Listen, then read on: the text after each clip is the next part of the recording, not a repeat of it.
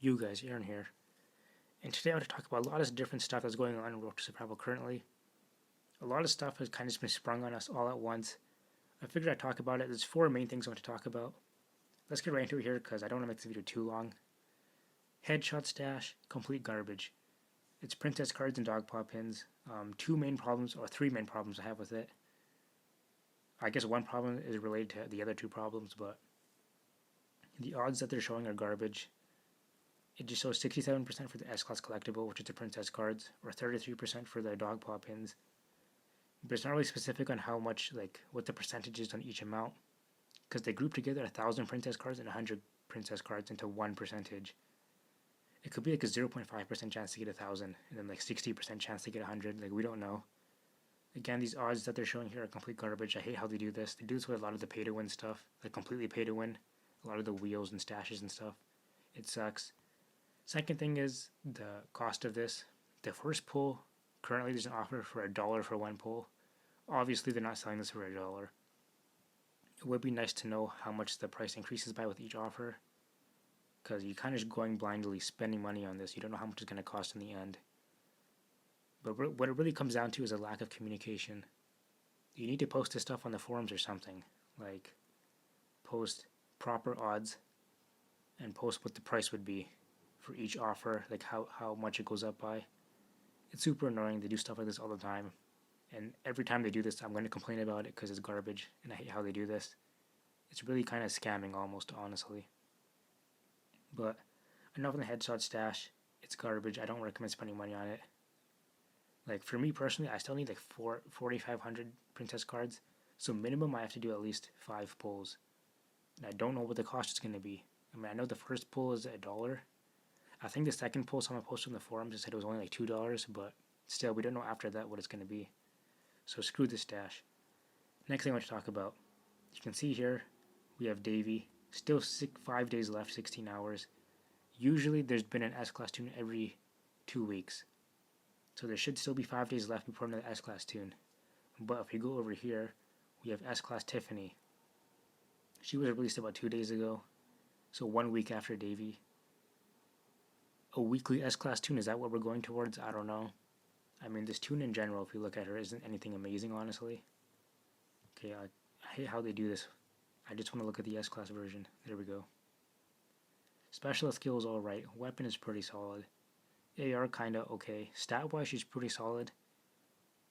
Active skill is pretty decent. I think she'll be useful against Mercer elite teams because she heals stun in its initial cooldown turn 1. But nothing insane about this toon, I don't think, honestly. Nothing super crazy about her. I still think Arav probably eats her alive, honestly. Like, Arav will demolish her, most likely. I don't think anyone's really going to be spending money on this toon, to be honest. Maybe that's why they released it a week after Davy, because it's just a toon they had designed and ready to go, but they realized probably no one's going to spend on this, so they just threw it out there. Who knows? There is a character spotlight on it, because I did think at first it might have been a mistake that they released this early. Like, just like they straight up accidentally released it. But they did a character spotlight on it in the forum, so I feel like that's not true. But we now have S-Class Tiffany. Hopefully it doesn't go into weekly S-Class toons, because then at that point it's going to be so many different S-Class items and stuff. It's just too much. So next I'm going to talk about Survivor Club improvements. I guess this is a good thing. So they talked about a new special edition comic S-Class Malcolm that will be available for Survivor Club members only. You experience special edition of comics in the museum for 5-star ascendable Malcolm. You require 2 times maxed out 6-star Malcolm and 25 special edition comics to unlock in the museum. And 30 special comics will be required to take Malcolm to tier 4. I don't know how they're going to offer these comics, how it's going to work exactly, but I guess we'll find out. So they're also revamping the Survivor Club's weekly mission. Cool. Collection 11 rewards update. Honestly, I have not been paying attention to Survivor's Club. I never paid for it. I used my 1 week free trial and that was it.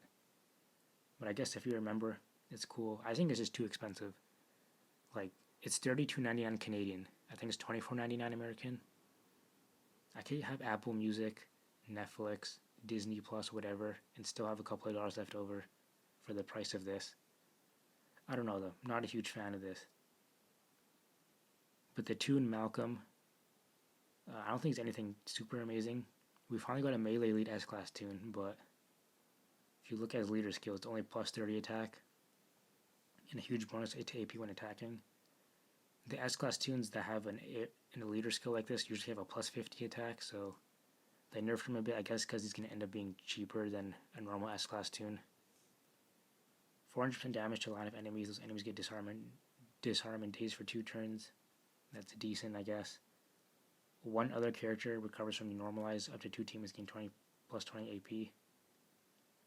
I don't know. This Toon is alright. It's nothing super amazing. I'd say nothing super game breaking. I really wish they showed the stats with the legendary rings, because it probably goes up to, I want to say like 4,600 attack, probably close to 4,000 defense, close to 4,000 health. I don't know. But I really want to see what his stats are with the leader, with the veteran rings. But yeah, his Toon isn't insanely amazing. I think it could be used if by people that have Survivors Club. This doesn't make me want to spend money on Survivors Club though. I think it's just too expensive, honestly. $9.99 a month is reasonable. $32.99 Canadian pricing, by the way, is not at all. So the last thing I want to talk about, and this probably caused the biggest uproar on the forums, and it's that red velvet cakes are being retired. Now, when they initially announced this, they said they're going to be doing a museum collection for people with red velvet cakes sitting in their inventory, where you can trade in 250 red velvet cakes for 250 S-class collectibles. People are not having it. A 1-to-1 ratio is not worth it, in my opinion. I think that was wrong too. That was just a dumb move by Scopely. So they changed it, thankfully, to 125 to 250, which isn't terrible, but still, I think 100 to 300 would have been a lot better. But 125 to 250, you can claim this 8 times, and after that, you still have the 250 to 250, which can be claimed 15 times. Pretty much every S-class collectible item is in there, except for Princess, of course, which we all know why. They're trying to monetize her to the max. And then the 3 newest Toons, Lewis, Davy, and then Tiffany, of course. So those 4 Toons are in there. Everyone else is. I'm pretty sure everyone else is. It looks like everyone else is in there.